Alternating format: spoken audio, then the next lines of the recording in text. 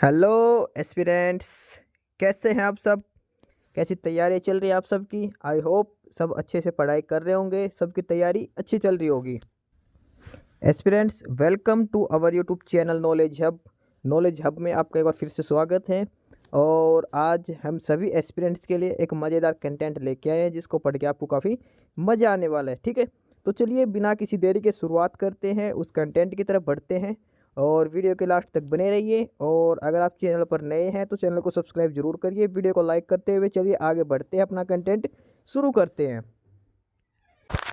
Aspirants, इसमें हम जी के कुछ इंपॉर्टेंट क्वेश्चन देखते हैं जो काफ़ी रिपीट हो रखे हैं, प्रीवियस ईयर क्वेश्चन हैं। और ये यूपी पुलिस कांस्टेबल एग्जाम जो चल रहा है उसके लिए भी इंपॉर्टेंट है, और एसएससी जीडी का जो एग्जाम आएगा उसके लिए भी काफ़ी इंपॉर्टेंट है। ठीक है, तो वन बाय वन करके क्वेश्चन देख लेते हैं। सबसे पहला है कि संदेववासी मिठास के लिए किस वस्तु का प्रयोग है? जो सिंधु घाटी सभ्यता थी उस टाइम में मीठे के लिए किस चीज़ का प्रयोग किया जाता था? शहद का मीठे के रूप में प्रयोग किया जाता था। ठीक है, काफ़ी इंपॉर्टेंट क्वेश्चन है एसएससी जीडी के लिए भी और यूपी पुलिस कांस्टेबल के लिए। ठीक है, इनको अच्छे से देख के जाना, प्रीवियस ईयर क्वेश्चन है, रिपीटेड क्वेश्चन है। ठीक है, उसके बाद अगला है कि ऋग्वेद में अगन्य शब्द किस पशु के लिए प्रयोग किया गया? अगन्य शब्द किसको कहा जाता था? गाय को कहा जाता था अगन्य। ठीक है, उसके बाद अगला है सिकंदर महान ने भारत पर आक्रमण कब किया? सिकंदर ने भारत पर आक्रमण कब किया था? 326 ईसा पूर्व में। ठीक है, इसके बाद नेक्स्ट जो क्वेश्चन है, भारत में सिकंदर का मुख्य युद्ध किसके साथ हुआ था? ये हुआ था पोरस के साथ। किसके साथ हुआ था सिकंदर का मुख्य युद्ध? पोरस के साथ हुआ था। ठीक है, इसके बाद आगे है पाली ग्रंथों में गांव के मुखिया को क्या कहा गया है?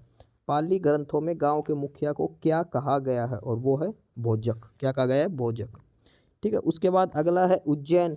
उज्जैन का प्राचीन नाम क्या था? अवंतिका। उज्जैन कहाँ पे है? मध्य प्रदेश में, महाकाल के। ठीक है, उज्जैन का प्राचीन नाम क्या था? अवंतिका। उसके बाद है नंद वंश के संस्थापक कौन थे? ये थे महापद्म नंद। हमने एक बार सभी वंशों के संस्थापक कौन है इस पे वीडियो बना रखी है। इसमें हर एग्जाम में एक नए क्वेश्चन पूछा जाता है कि इस वंश की स्थापना किसने की थी, और वो वीडियो भी देख लेना। ठीक है, जैसे क्वेश्चन काफी बार रिपीट हो रखा, नंद वंश के संस्थापक कौन थे? ये थे महापद्म नंद। ठीक है, इसी प्रकार से अलग अलग वंशों के लिए सारी एक वीडियो बना रखी है कि किस वंश के संस्थापक किसने की थी। ठीक है, वो जरूर देख के चलना आप। उसके बाद अगला प्रश्न है कि प्राचीन भारत में पहला विदेशी आक्रमण किसके द्वारा किया गया था? ये किया गया था ईरानियों के द्वारा। भारत में पहला विदेशी आक्रमण किसके द्वारा किया गया था? ईरानियों के द्वारा। ठीक है, इसके बाद है मगध का कौन सा शासक सिकंदर का समकालीन था?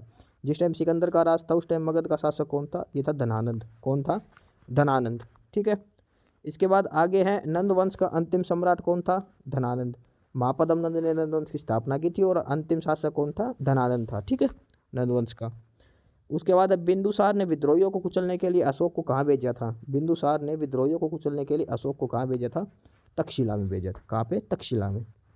ठीक है, इसके बाद अगला है किस सम्राट का नाम देवान प्रियदर्शी था? यह था सम्राट अशोक। सम्राट अशोक को किस नाम से जाना जाता?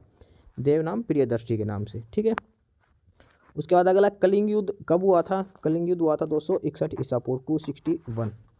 कलिंग युद्ध हुआ था 261 ईसा पूर्व में। उसके बाद प्राचीन भारत का कौन सा शासक था जिसने अपने अंतिम दिनों में जैन धर्म अपना लिया था? चंद्रगुप्त मौर्य। काफ़ी इंपॉर्टेंट क्वेश्चन है ये। प्राचीन भारत का कौन सा शासक था जिसने अपने अंतिम दिनों में जैन धर्म को अपना लिया था? चंद्रगुप्त मौर्य ने। ठीक है, चंद्रगुप्त मौर्य ने जैन धर्म को अपना लिया था। ठीक है, इसके बाद आगे है कि मौर्य साम्राज्य में कौन सी मुद्रा प्रचलित थी? मौर्य साम्राज्य में जो मुद्रा थी वो थी पर्ण। कौन सी मुद्रा थी? पर्ण मुद्रा थी। ठीक है, उसके बाद है अशोक का उत्तराधिकारी कौन था? तो अशोक का उत्तराधिकारी बना था कुणाल। ठीक है, उसके बाद अर्थशास्त्र के लेखक किसके समकालीन था? चंद्रगुप्त मौर्य। अर्थशास्त्र के जो लेखक थे वो किसके समकालीन, किसके दरबार में? चंद्रगुप्त मौर्य। ठीक है, और उसके बाद अगला है मौर्य काल में शिक्षा का प्रसिद्ध केंद्र कौन था? मौर्य काल में शिक्षा का प्रसिद्ध केंद्र कौन सा था? कहाँ पे होती थी शिक्षा मौर्य काल में प्रसिद्ध था? तक्षशिला में। उसके बाद नेक्स्ट क्वेश्चन है मैक्सथनीज की पुस्तक का क्या नाम था? इंडिका। मैक्सथनीज ने पुस्तक लिखी थी उसका क्या नाम था? इंडिका थी। ठीक है, अशोक के शिलालेखों में कौन सी भाषा थी? प्राकृत भाषा थी। ठीक है, उसके बाद है हड़प्पा सभ्यता का पता कब और किसने लगाया था? ये 19वीं सदी में लगाया गया था। ठीक है, उसके बाद है हड़प्पा वासियों की सामाजिक व्यवस्था का मुख्य आधार क्या था? परिवार। ठीक है, सामाजिक व्यवस्था का मुख्य आधार क्या था? परिवार था। ठीक है, उसके बाद अगला है हड़प्पा वासियों का समाज कैसा था? मातृसत्तात्मक, यानी कि माता के ऊपर आधारित था। ठीक है, उसके बाद है आग से पकी हुई मिट्टी को हड़प्पा वासी क्या कहते थे? आग से पकी हुई मिट्टी को हड़प्पा वासी कहते थे टेराकोटा। ठीक है, उसके बाद अगला प्रश्न है, बिल्ली का पीछा करते हुए कुत्ते के पंजों के निशान कहाँ मिले? हड़प्पा में कौन सी जगह पर मिलेगी बिल्ली का पीछा करते हुए कुत्ते के पंजों का निशान? ये है सिंधुकाली चहुंदड़ों में। कहाँ मिला है? चहुंदड़ों में। ठीक है, बिल्ली का पीछा करते हुए कुत्तों के पंजों के निशान कहाँ पे मिले हैं? सिंधुकालीन स्थल चहुंदड़ों में। उसके बाद अगला है, किस खेल का प्रचलन हड़प्पा के समय था? हड़प्पा में कौन सा खेल खेला जाता? हड़प्पा कालीन सभ्यता के समय शतरंज खेल। कौन सा? शतरंज का। हड़प्पावासी अपना पवित्र पक्षी किसे मानते थे? फाख्ता। ठीक है, उसके बाद स्वास्तिक किसकी देन है? ये हड़प्पा सभ्यता की देन है, वहाँ पे काफ़ी निशान मिले स्वास्तिक के।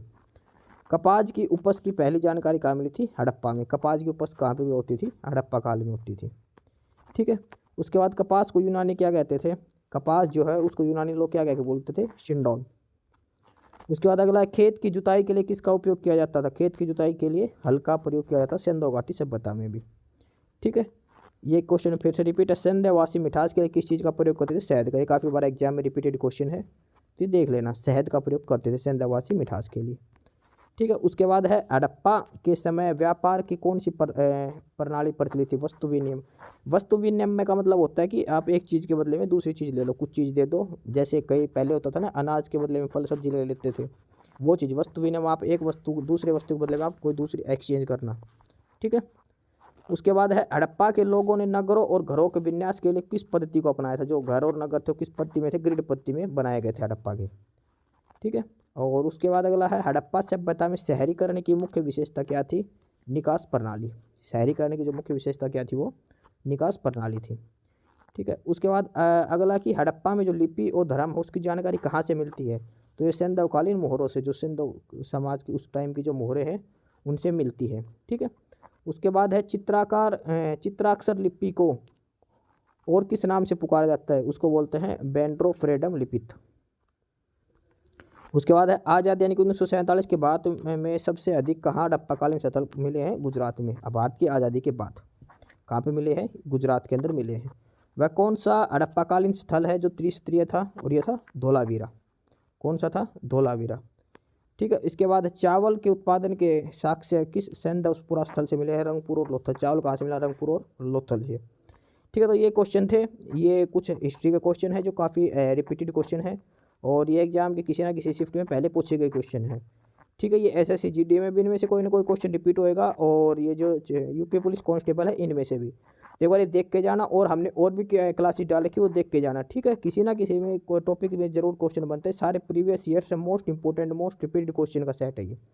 ठीक है, सभी क्वेश्चन अच्छे से करके जाए, 2 बार 3 बार देख के जाए, आसानी पेपर आ रहा है यूपी पुलिस का भी, तो देख के चले, यही क्वेश्चन है जो रिपीट हो रहे हैं बार बार। ठीक है एस्पिरेंट्स, यही था आज की इस वीडियो में आपके लिए। ठीक है, और बाकी अगर कुछ नहीं समझ में आया या कुछ पूछना हो या फिर किसी स्पेसिफिक टॉपिक पे पूछना हो, वीडियो बनवानी हो, तो आप कमेंट बॉक्स में कमेंट कर सकते हैं। ठीक है, बाकी आप हमारा चैनल नॉलेज हब को सब्सक्राइब जरूर करें, अपने फ्रेंड्स को रिकमेंड करें, और वीडियो को लाइक करें, शेयर करिए, जुड़े रहिए हमारे साथ।